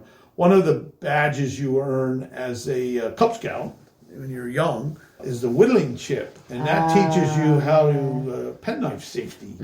We offer a whittling chip class to the Cub Scouts. It's a little bit of an outreach thing. Yeah. And it gives you an opportunity to tell the story a little bit, and we allow the kids to tour the museum. Are there some female carvers, decoy makers? Not as many as you might think, but there are. We have some featured upstairs. There are some. I'm trying to think of. I know Linda Robinson, Dick and Linda Robinson from Bel Air. Linda's a carver and a painter. You know, an area we haven't marketed hard enough that we need to. I'm thinking about taking classes myself. Is carving classes. There's a handful of people that teach them. Yeah, and that's what I was thinking with the school. That's another way to kind of market yourself. So one of the questions that you asked, what were the most difficult exhibits? Yeah, and then which had the most surprising, the one that the story behind it was surprising. So I would say two of the most difficult exhibits to craft. We had a visit from an African American clergyman one day. And whoever was working came and said, they just had a gentleman visit, and he was very critical of the fact that we do not feature any black carvers. I was going to ask about that too. So then he wrote a follow-up note, and he said that we didn't tell the whole story. As hard as we try to tell a complete story, it now becomes your mission to figure out what you might have missed. So I actually took it on myself to try to figure out how can we have an African-American decoy carvers exhibit. That was an extremely difficult task. And if you've walked through that museum, there's one up there. And it's probably the only one that exists. Wow. So there were two prominent names that you hear about, but you couldn't find anything about. There's no documentation of this. This is what made it very difficult. It was what made both of these exhibits very difficult. The two that I'm referring to were from Crisfield, Virginia. One guy was a cab driver in Crisfield, Virginia. Crisfield, Maryland. He had a son. They both had strong backgrounds in carpentry. Sherman Jones was a gentleman who was the son of the cab driver in Crisfield, Maryland. He worked in a shop owned by a gentleman, Lloyd Tyler, also Crisfield, Maryland. He helped Lloyd make decoys. Lloyd Tyler, for being an old Eastern shoreman, had a brilliant idea that he empowered Sherman to help him make decoys, realizing Sherman couldn't sell a single one, but Lloyd could sell them all. So Lloyd marketed a lot of decoys that Sherman made, that he paid Sherman for. Under he maybe painted them up a little bit, and then he signed them, but now they became marketable. How this all ties together and why it's important to go down to Crisfield, Maryland and interview Mr. Lawson is I'm sitting at a Delmar, and why you should go to Decoy. So it all fits in. Why you should go to Decoy Club meetings is I'm sitting there chowing down on a hamburger at a Delmarva Decoy Club meeting, all the way down south of Salisbury. And the guy sitting at the front of the room was Oliver Lawson. 88 years old. It was 87 probably at the time. And he's being asked questions. And and I'm sitting there eating my sandwich because it's held in a restaurant. This guy's nickname was Toots. Toots Lawson. So they said, Toots, you worked in a lot of shops around Crisfield. Could you discuss that? And he talked about working with the Ward brothers and this and that. He said, but I really work with Lloyd Tyler more than anybody. And I'm right in the throes of trying to figure this whole Sherman Jones thing out. So I'm like, I raised my hand. There's a room that had, I think that night we had 70 people. And I said, did you know a gentleman named Sherman Jones? And he goes, Sherman? I worked shoulder to shoulder with him for years. Really?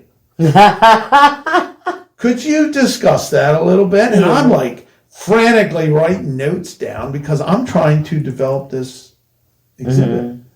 And basically he said what I always thought. Sherman could not sell a decoy on his own. Yeah. But Lloyd made Sherman popular indirectly, made him famous. So what he said was, it's his exact words were, he called him Sherm. He said, Sherm's fingerprints are on every decoy that came out of that shop. And he said he chopped bodies for Lloyd Tyler. Remember I said they used hatchet? He made all the shorebirds. And there was a lot of shorebirds coming out of that shop because that's down in Chrisfield where there are shorebirds. All of a sudden now, I'm getting all this insight into Sherman Jones. There's still not a lot of known about his dad. Then here's a weird thing. So my daughter, how's my daughter playing? My daughter marries a guy from Milford, Delaware. She lives in Wilmington, Delaware. I learn about a black decoy carver who lives now in Milford, Delaware. And I asked her father-in-law at a Easter dinner at her house one year, I said, did you know a guy named Douglas Gibson from Milford, Delaware? And he goes, Doug? I was on the Milford City Council with Doug Gibson. Oh, that's awesome. And I said, really? I said, is he still alive? And he said, I think so. I said, if you called him, would he answer the phone? If I identified myself, I'm sure he would. Well, I probably sat in Doug Gibson's living room a half a dozen times after that. He said, sure, you tell that young man to come down here, I'll talk to him. Awesome. Mr. Gibson was 99 when I met him.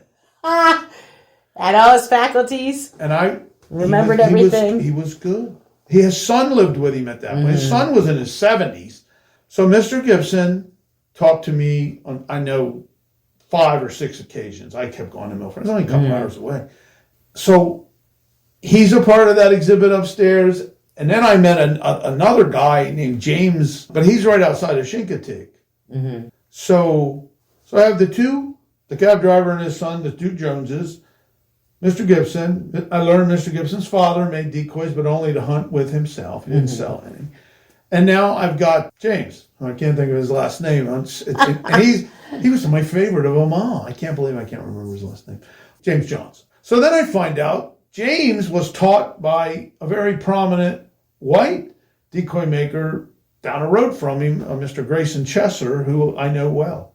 Oh, wow. So it's amazing what you learn. Yeah. You got to dig in. You got to put the shovel in the ground to find the worm, you know? Yep. From all of this emerged a story to tell about the influences of African Americans on decoy carving. It was not an overnight success story. But it's like most research, right? I mean, I came from a science background, so the first experiment doesn't work. Right. And you just have to have the wherewithal to not give up. You got to run down some blind alleys once in a while to get to the right street. Right. A very nice story emerged. And it ended with James giving me anything I wanted from his shop to put in the exhibit. Mr. Gibson, we went out and he gave me the key. He was on a walker then, and he says, go out there, anything you see out there, just take it. Put it in the exhibit. So I left with like tubs of stuff, and we cleaned it all up. Mr. Gibson's shop probably hadn't been in 10 years. And James had all his stuff in the back of like an old Ryder truck. And I never did see his shop. He sits on the front porch of his little modest home, carving and watching traffic go by. Yeah. James is probably 80 now.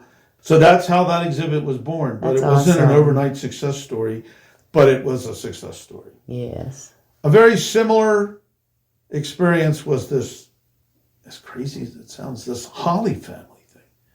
No documentation. That's the problem with both of them. It isn't that the names weren't prevalent. It was just, nobody wrote anything down. Yeah. And nobody's here to ask anymore. They're all gone. Yeah. Nobody knows John Daddy Holly. And sometimes you're not thinking about it. No. Like, it's not that you don't want to or whatever, Right. but you're you not always feel in like that you space can do yet. it any time. I had a very close friend in business who had a box at the Chicago Stadium where Michael Jordan played for the Chicago Bulls. And he always asked me when I went to Chicago to visit him and do business with him, "You want to go to the game tonight?" And I'd say, "Nah." He said, "Bulls are playing somebody." He said, "Come on, I'll give you the ticket. You got to use the box." I always felt I could do it later. And what happened? Michael Jordan leaves, and there's no later. Yeah. And that's what happens. So, of all the things I didn't do in life, I could have gone and seen Michael Jordan. He offered me a Mike Ditka signed football. He was personal friends with Mike Ditka of the Chicago Bears. And I just always felt I could get it later. Yeah. And I never got it. And so you do have to seize opportunities. Like going to sit with Mr. Lawson. You got to go do it. Yeah. It just has to go. Yeah. In fact, I've enjoyed each and every one of these interviews I've conducted. It's been very much a learning experience. And that's, after you do them for a few years, is when you start stacking background on top of background. Pretty soon a story emerges, and it's pretty similar. Geography's changed, but the story's pretty similar. So I'd say the Holly exhibit, which we haven't even done a ribbon cutting, but it's open now, and it's a soft opening. We had to write a grant to get the remainder of the money, and we're waiting to hear whether we're going to get it. You have to you have to have a mindset that you're willing to invest the time to learn about this whole history, background, because you not only have to unearth the story, you have to then figure out how to tell it. Because one of the questions that I think we talked about discussing today was, what's the mechanics of an exhibit? Yeah. It's complicated. It isn't just put things on a shelf. And you want to do it justice, too. You want to do the story justice. It has to be factual. It has to be interesting It for has other to be people. interesting. You're not creative writing. I mean, it's got to be, and artifacts have to be available. And one thing you'll learn quickly when you get involved in a museum is the museum doesn't own everything in a museum. There are people who loan you stuff for long periods of time. And so part of the work here is you have to maintain that data. You know, these particular decoys belong to Bob, and Bob loans them for every 10 years. It needs to be revisited, and you have to insure them. So if the place catches fire, Bob's not out. These decoys, because these are generally one of a kind things. You can't just go to Amazon and get another one. Although you probably can go to Amazon and find them somewhere. You could find a decoy. Pinterest every once in a while, I notice, has decoys from people from yesteryear. But I don't know how authentic all that stuff is. One of the challenges that I've undertaken, and Nate, the young man that was in here when you first came in, he's taken under his wing now, is you have to marry modern graphics and what you can produce with the story. Yeah. You know, it can't all be that, but there has to be enough of it. Yeah. If you're paying attention to any museum, one of the keys to make it more exciting to somebody who's less than 70 or 80 years old is it needs to be interactive. Yeah. That's a big deal. And so when you wander around upstairs, you will find there's a series of touchscreen monitors that you can go learn as little or as much about any of those topics as you want. We spearheaded we was a pretty small group, like two. Spearheaded a project to go get all that information. Interview those people. Yeah. And I decided, because I led that project, why am I worried about telling the story? You know, Bill Gates equipped me with an iPhone that was a wonderful recording device. Yes. Video. I now have a 17, but those weren't shot with I shot all those videos with like an iPhone 14. And people are shocked. You'd have thought I was a videographer. And I don't know a thing about it. I'm just holding the thing. I know. You don't even have to be good. I know. All mine are with my phone. You just point and shoot. Yeah, exactly. I mean, Bill Gates has made this pretty simple. This is an Apple device. Yeah. So, Steve Jobs has made this very simple for us to be good at things. All that stuff, I just went around the Decoy shops and said to all kinds of carvers, not just local ones, all over the place, talk to me about this. Yeah. And they do. Yeah. And I'm just shooting video. That's awesome. And you look at it, some of it looks like it's professionally done, and I can tell you it wasn't. It was It was not even hardly edited. Edited a little bit. You have to marry the modern with the old. The story's the old. Yes. But now how do you present it? The other thing you have to be cognizant of, the days of storyboards are over. Okay? I mean, museums used to be all about storyboards, right? You always walked in, the whole place was like a library. Yeah. And there was this. And you had to read it yourself. Oh my God. Which I don't mind. Little type. And but even my attention span is waning. Right. And so you have to have the right amount of words, but some words. But you're not trying to write a PhD thesis. Right. On a piece of gator board. Yeah. You got to marry some video, some audio. I mean, Jimmy Pierce, the guy that helped found this museum, he's not a video subject. His mannerisms were such he wasn't a video. He was an audio subject. Why do I try to retell Jimmy's story? I let Jimmy tell it. Yeah. So that made what looked to be a very daunting project, made it into an easy project. All I had to do was amass the pieces, not think of all the pieces. That's what I thought at first. I'm going to have to think of all these pieces, but I didn't have to do that. There's a case where you dive in and you learn that this monumental task you volunteered to do is really doable. You just have to get in the water. I always tell people, you want to be an Olympic swimmer, you got to get in the pool. Yes, yes, that's First true. step's get in the pool. Yeah. You don't get there overnight, but sometimes you find out it's not as hard as you thought. And that's, I think, true with most things. So we take each project as it comes. We try to kind of, summarize it. We started out as a local group, telling the local history, figured out, I don't know, in 20, 40 years, I don't want to say it's run its course. It's still interesting. But how many times would somebody from Havre de Grace come to hear that story? Right. You need to make it fresh. You want repeat customers, right? I mean, how many times would someone go to a restaurant if they only served one meal? Right. You got to have a menu that changes. I mean, how many times have you heard people say, they got a stale menu. It's a little stale. It's been the same for 40 years. Yeah. You want to have new stuff. And so we're no different. New products are the lifeblood of any business. Doesn't matter which one. There's no coincidence that Pepsi and Coke own a water company, own a juice company each, own a energy drink. Why do you think that is if everybody was just going to drink Coke or Pepsi? Exactly. Because they figured that they don't do that.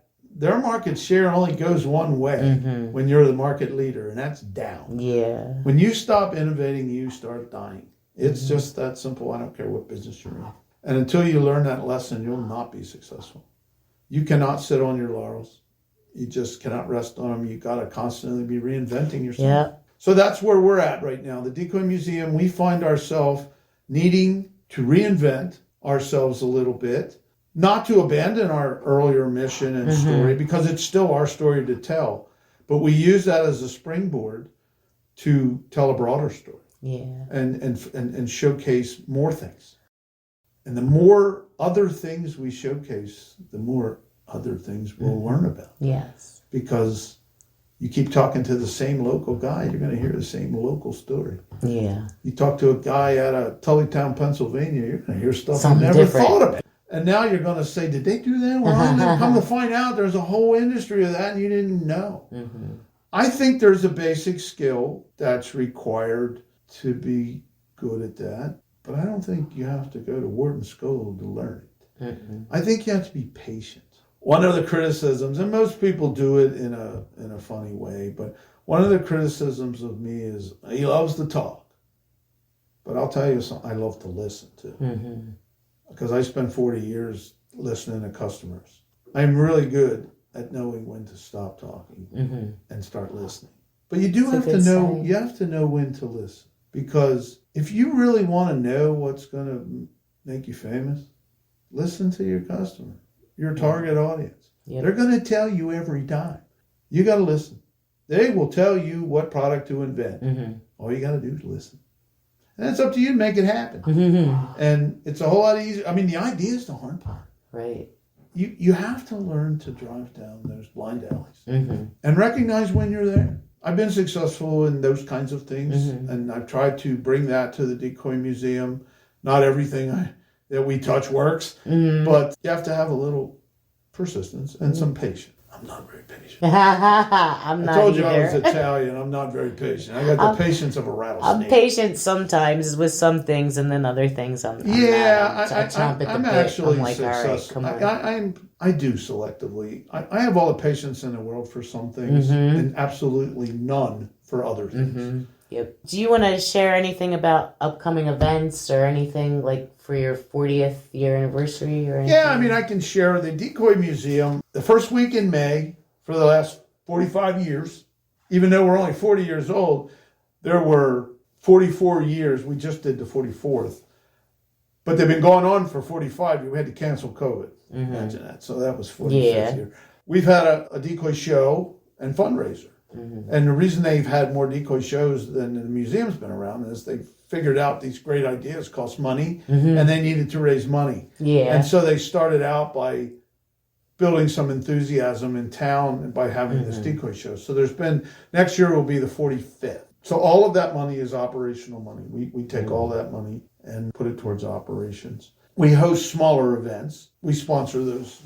I hate to call them lectures. They're not really lectures, but they're presentations, question and answer, interactive type discussions with carvers. We don't charge for that. I feel the currency we get back from that is far better than a couple bucks. Yeah. We even serve lunch at our cost.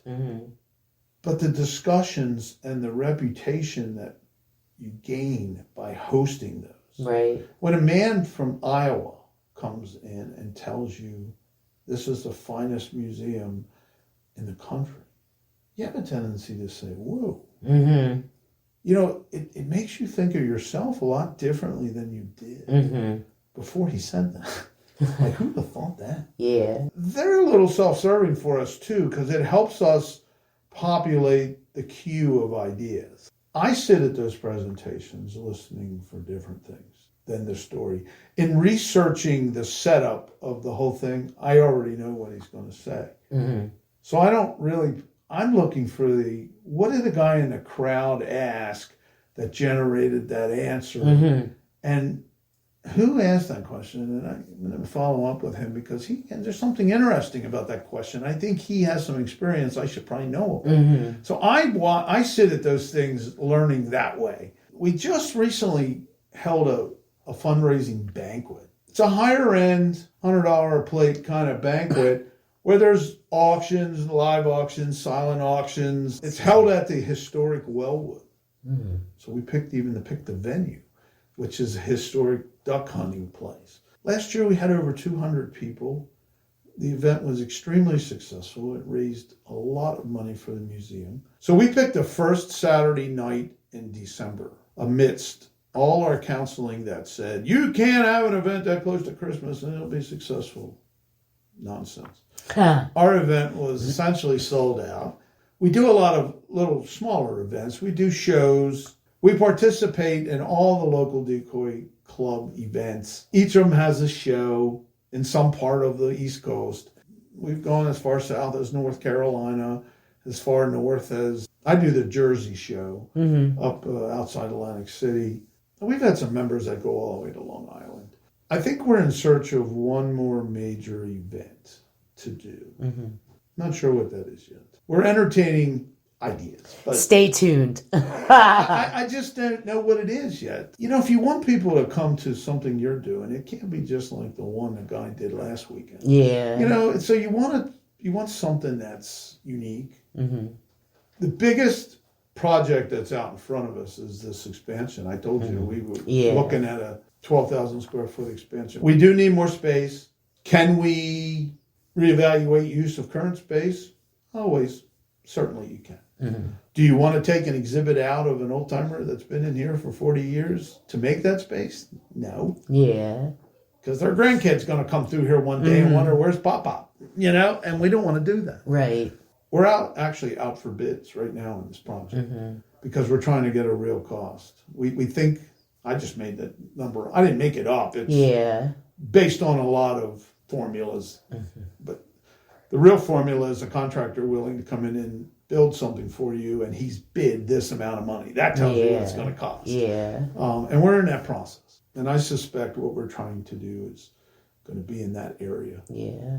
One of the things that new space will allow us to make the place more interactive. We're not trying to recreate Times Square upstairs, but somewhere between a storyboard-based museum and Times Square is where we want to be. Mm-hmm. There's a lot of electronics out there that can really, they're attention grabbers. Mm-hmm. I mean, I did a lot of trade shows in my life, in my career.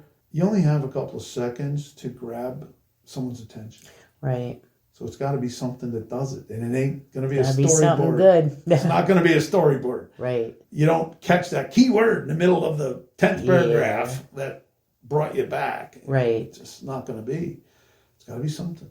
Mm-hmm. So we're thinking of things like, just to give you a little heads up, but thinking of things like a room has surround picture graphics. Yeah. And you plop yourself down for a short-term experience of, you're now body booting on the Susquehanna Flat. Oh, cool. And with all the technology, you're going to hear ducks coming. And you're going to hear shotguns go off. Yeah. And you're going to see the ducks coming at you. Yeah. Or maybe almost like those at Universal Studios, where you're immersion movies or whatever. You're only in there for 5 minutes. Mm-hmm. Maybe you're not trying to be the Sphere in Las Vegas, for hours. Yeah. And so things like that.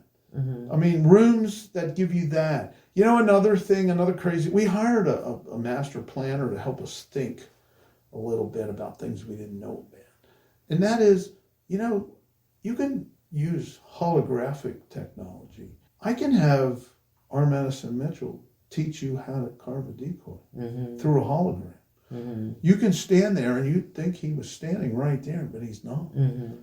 And we have his voice. That's awesome. So he can, and with AI, you can generate his voice. But that stuff that's cutting edge. Mm-hmm. I mean, that's not stuff that you develop for $50. Yeah. You got to do that.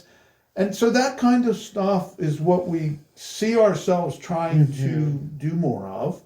Not abandon where we came from. Right. We're not going to be that other festival that's selling wine and cheese and music in the street. Mm-hmm. I think the right amount of the interesting stuff with the traditional stuff is the recipe for success. Mm-hmm. I really do. I think we covered. I think we did. One of the things I think probably good to end with also is, what's the takeaway for visitors? Visitors should leave this building saying, what a wonderful place, what a wonderful history, and how well it was presented, and it just captured my attention. Mm-hmm. And I'm coming back. Mm-hmm. Because I couldn't begin to hear and see everything you had in here to offer. Because that's how you get a customer come back, It's like having a restaurant, right? The guy has a really good burger, and he says, I'm coming back. I'm going to try that cheesesteak. Yeah. I mean, you got to make it a good experience. So that's what you want your customers. You want them to come back. Yeah. So that was my thought, was what more can I learn? And when they leave, what more can I learn? And then come back with this, I think if you take the time and go through all those touch screens, you will find out very quickly you can't possibly take that all in one day. It took me months to write the content. And I can't imagine, and I knew a lot of it. I can't imagine somebody that's getting it for the first time can't take it in 1 hour. Right. And I did just recently see some data. I'm still developing an acceptance rate for how accurate it is, but the average visit to a museum's like, I think I saw 95 minutes. So what's that, hour and a half? So hour and a half's a pretty short period of time when you have 15,000 square feet and a bunch of interactive stuff. I guarantee an hour and a half you couldn't read the touchscreens. When I proofread them, it took me 4 or 5 hours to do them all. And then what's the value of being a member? The value of being a member is a belonging. I mean, what's the value of being a member of the Italian American Businessmen Association?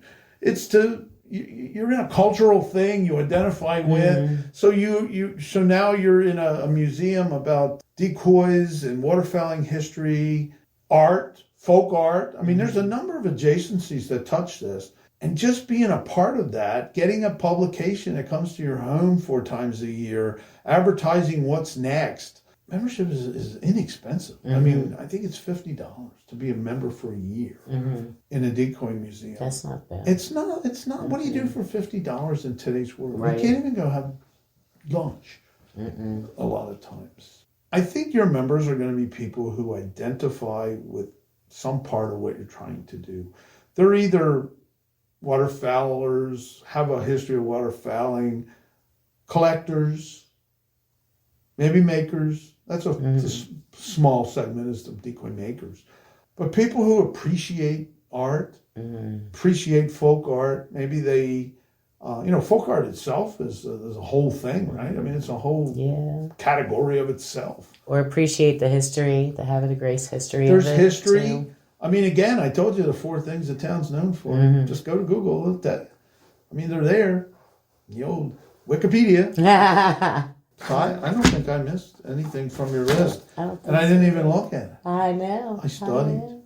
Thank you very much. It was a pleasure. I appreciate it so much. Come to the museum. Check the Decoy Museum out and Havre de Grace. It's a short drive. Yep, and stay as long as you want. And just remember, you don't have to see it all in one day. Yep, exactly. All right, HUMA.